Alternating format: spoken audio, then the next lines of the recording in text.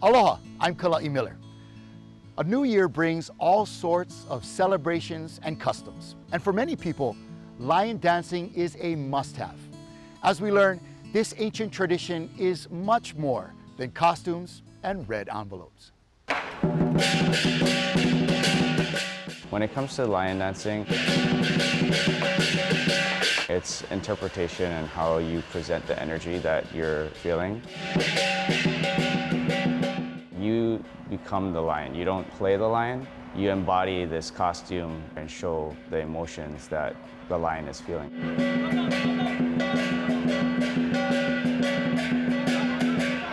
I'm Brandon Lee, one of the instructors here at Hawaii Lion Dance Association.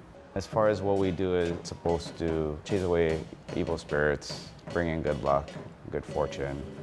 With lion dancing, I think there's a lot of deeper meaning to it.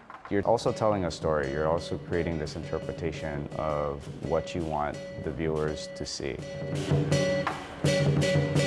There's several different stories as far as like how lion dancing started, but the main one that we tend to follow is the Nien beast that would come yearly to the village, and at one point it was terrorizing the village every year. So the villagers decided one year that they didn't want to be terrorized anymore. So they made their own costume to mimic this Nien and basically used that to try and fight it off. And they realized that it didn't like fire, it didn't like the color red, and didn't like loud noises.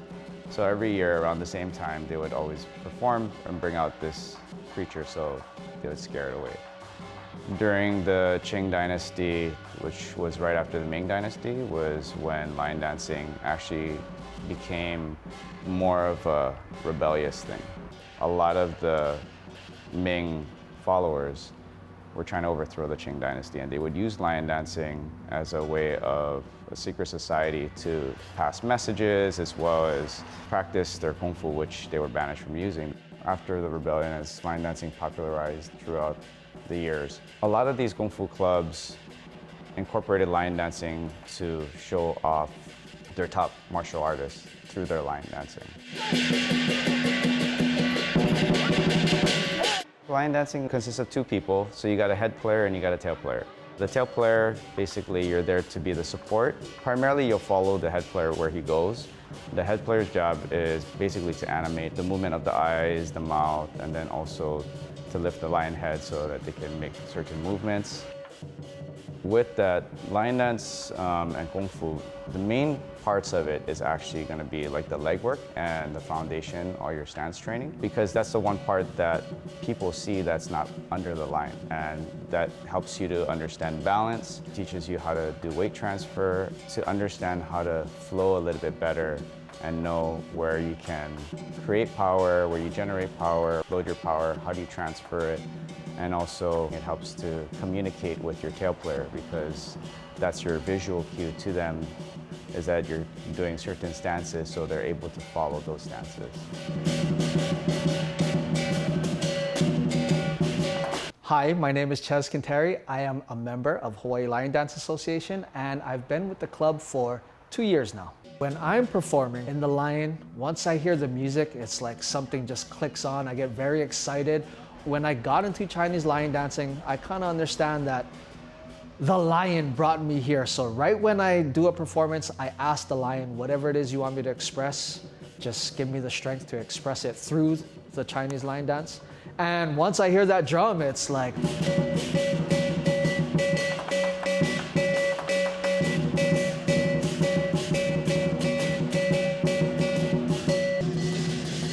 The drummer's job is to kind of lead the ensemble, but it's also to create the heartbeat.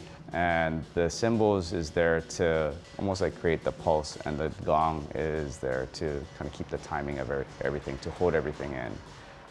The drummer's job is also to create the spirit and the energy, and as well as the emotion through its sound and music.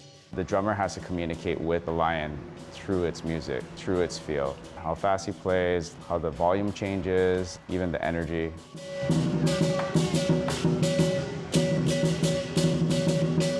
Okay, group two, same thing.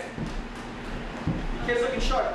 So I have been in charge of helping with teaching the cubbies. We have our youngest, who is about 4 years old, and they go up to about 12, 13, depending on their size. To get them to work together is the biggest challenge, but that's also the biggest reward, because once they see the final package of teamwork, it really motivates them to continue the training, continue the practice, and continue in just overall developing themselves as human beings and as friends.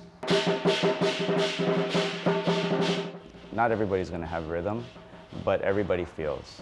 And if you can get that connection, creating a moment that they can understand, I think that's what will draw them in, and then it's easy for them to just stay on that wavelength, that energy wavelength. It's hard to explain it, it's just something that you feel. Sometimes it requires you to dig a little bit deeper and see, like, where am I not making this connection? Versus if you're constantly telling the other person that they're not making the connection, where do you guys find the common ground? So the lessons goes pretty deep if you want it to go. If you're not at that point, then you can just, enjoy the moment and stuff. But I think that's where the overall goal that I try to strive for with line dancing. So what I enjoy about Chinese line dance is that it gives us adults and children a way to work together, create fellowship, and express ourselves. Throughout the week, we have jobs, we have schools, and this is a way for us to really just let loose, let go, and express this spirit that we have within us. I think it brings a community together, especially here in Hawaii, because Hawaii culturally, it's been adopted to our culture. If you go to the mainland, it's maybe not so much. Only the people that know about it, but generally people that are raised here know what line dancing is. And though being a Chinese cultural dance, we have a lot of non-Chinese that's part of our group. And at that point, we call it Chinese line dance, but really it's line dance for the people.